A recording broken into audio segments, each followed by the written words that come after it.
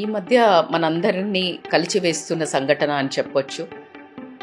సంధ్యా theatre Pushpa 2 రిలీజ్లో ఒక రేవతి అనే యువతి మరణించడము, వాళ్ళ 9 ఏళ్ల వయస్సు బాబు హాస్పిటల్లో ఇప్పటికీ చాలా చావు బతుకుల మధ్యలో ఉండడం అంటే చాలా సీరియస్గా ఉండడం అనేది మనందరికీ తెలిసిందే.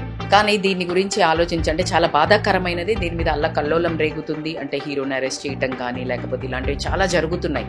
బట్ దీనికి ఎవరు రెస్పాన్సిబుల్ అని మాట్లాడుకునే ముందు మనము కొంచెం ఒక డిఫరెంట్ కోణంలో కూడా ఆలోచిద్దాం. చాలామంది చాలా రకాలైన వైరల్ వీడియోస్ అయ్యాయి, చాలా రకాల ఒపీనియన్స్ కూడా పెడుతున్నారు. ఏంటి అంటే హీరో రావడం తప్పు అని, పోలీసులు పర్మిషన్ ఇవ్వడం తప్పు అని, పోలీసులు వాళ్ళ డ్యూటీ సరిగ్గా చేయలేరు అని, లేకపోతే హీరో వచ్చినా బయటకు అలా చేతులు చాపి హాయ్ చెప్పాల్సింది లేకుండే అని, తల్లి మూవీకి ఇలా డిఫరెంట్ ఒపీనియన్స్ అయినది తెచ్చేస్తున్నారు.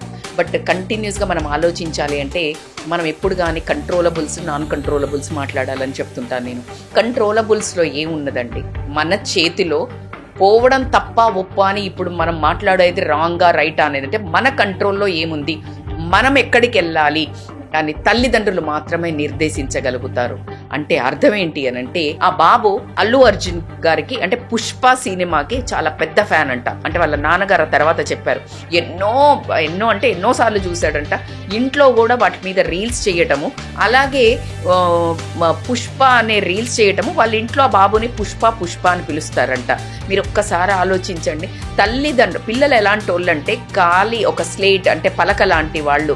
నువ్వు ఏమి రాస్తే కూడా ఆ ఒక గీతలు ఏదైతే ఉంటాయో వాళ్ళ తలరాతలుగా మారడం జరుగుతుంది.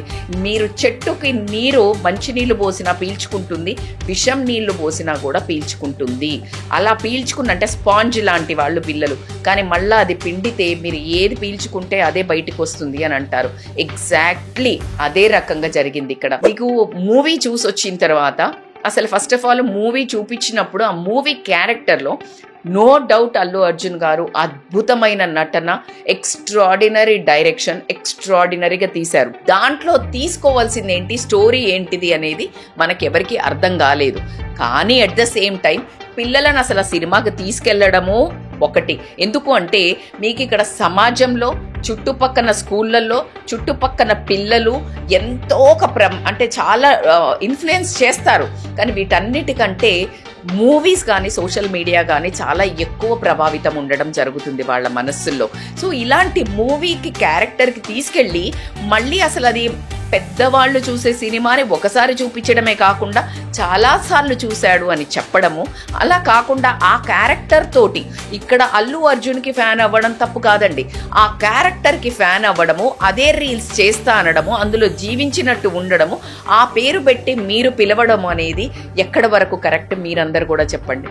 ఎందుకు అంటే ఆ పిల్లలకి మీరు ఎగ్జాక్ట్లీ మూవీస్కి పోయి వచ్చిన తర్వాత ఏ మూవీ గురించి మన పిల్లలు ఎలా కావాలనుకుంటే దాని గురించి చెప్పాలి. కానీ మీరు ఇదే మూవీ గురించి మాట్లాడాలంటే వచ్చిన తర్వాత యాక్చువల్గా అసలు అందులో అలా రౌడీల్లాగా ఉండకూడదు, లేకపోతే ఆ చెట్లను నరకడం తప్పు, లేకపోతే మీరు అట్లా పుష్ప అని పొగిడేసి మీరు అట్లా చేయంగానే ఓకే అలా కాళ్ళు పైన వేసుకొని రెక్లెస్గా పిచ్చిగా ఉండి జులైలాగా ఉండి అలా ఉంటేనే హీరోయిజం అని మీరు ఎంకరేజ్ చేస్తున్నట్టు లేదా?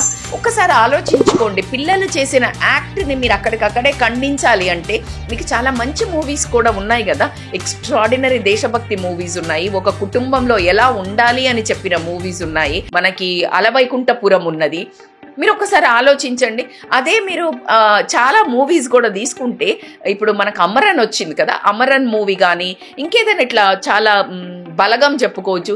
ఇట్లాంటి మూవీస్కి తెల్లారు అంటే 4 గంటలకు 5 గంటలకు మిడ్ నైట్ షోస్ ఇలా ఉన్నాయా అండి?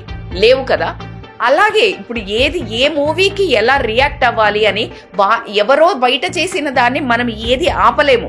కానీ మన ఇంట్లో మన పిల్లలకి ఏం నేర్చుకోవాలి అనడానికి ఫస్ట్ తల్లిదండ్రుల కంటే ముందు మనము ఒక మంచి మనుషులుగా, ఒక మంచి హ్యూమన్ బీయింగ్స్గా, ఒక థాట్ఫుల్గా మనం ఖచ్చితంగా బిహేవ్ చేయాల్సిన అవసరం ఎంతైనా ఉంది.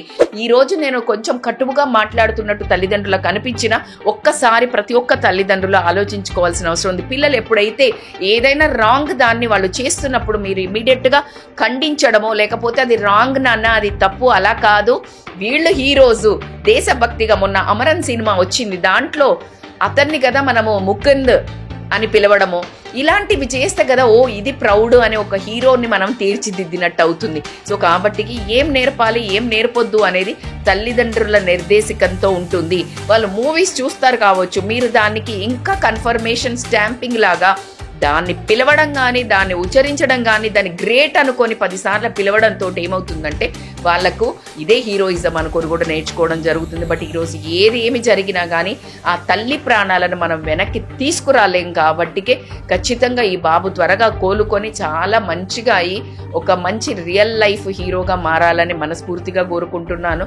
ఏది జరిగినా తల్లిదండ్రులు అద్భుతమైన నిర్ణయాలు తీసుకొని పిల్లల భవిష్యత్తు తీర్చిదిద్దాల్సిన అవసరం ప్రతి ఒక్క పేరెంట్స్కి చాలా ఎక్కువ పెద్ద బాధ్యత ఉంది. కన్నాం కానీ వాళ్ళ రాతలను కన్నామా అనే దాన్ని కొట్టిపడేసి ఖచ్చితంగా వాళ్ళ రాతలను తర్వాత కానీ పెంపకంలో మాత్రం మన డైరెక్షన్ ఖచ్చితంగా వర్కౌట్ అవ్వాల్సిందే.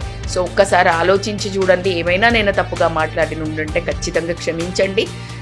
బట్ నేను చాలా వాళ్ళకి జరిగిన దానికి చాలా అంటే చాలా ఎక్కువ బాధపడడం జరుగుతుంది. సో ఇప్పుడున్న తల్లిదండ్రులు చాలా ఆలోచించి అడుగులు ముందుకు వేసి మన పిల్లల భవిష్యత్తు తీర్చిదిద్దడంలో చాలా మెలకువలు నేర్చుకోవాల్సిన అవసరం ఎంతైనా ఉంది. చెడగొట్టడానికి చాలా సంఘంలో చాలా చెడ్డవి ఉన్నాయి. కాపాడుకోవాల్సిన బాధ్యత మన చేతుల్లో ఎక్కువగా ఉంది అని మాత్రమే నేను చెప్పదలుచుకున్నా. దీని మీద మీ ఒపీనియన్ కూడా కమెంట్ చేయండి. Thank you so much.